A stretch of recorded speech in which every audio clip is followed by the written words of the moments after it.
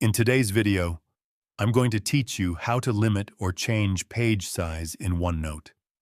By default, OneNote uses an infinite canvas, which means your page can expand endlessly as you add more content. While this is great for flexibility, there are times when you may want a fixed page size, especially if you're preparing notes for printing or creating a more structured layout. To begin, open Microsoft OneNote and navigate to the notebook and page you want to adjust. Once you're on the correct page, direct your attention to the top menu where all the main tools are located. From there, click on the View tab. This section allows you to control how your page is displayed and gives you access to layout-related options. Within this tab, look for the option that lets you manage page setup or paper size, depending on your version of OneNote. After opening the page setup settings, you'll see different options for adjusting the page dimensions. Here you can choose from standard paper, sizes such as letter or A4, which are commonly used for printing.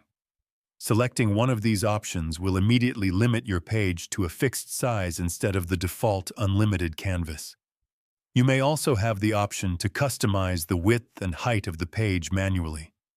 This is useful if you need a specific size for a project or document. Simply enter the preferred dimensions, and OneNote will apply those changes right away. As soon as the page size is set, you'll notice that your workspace becomes more defined, with clear boundaries showing where your content will fit.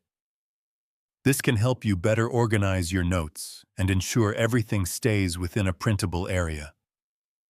If you decide to go back to the unlimited format, you can return to the same settings and remove the fixed size.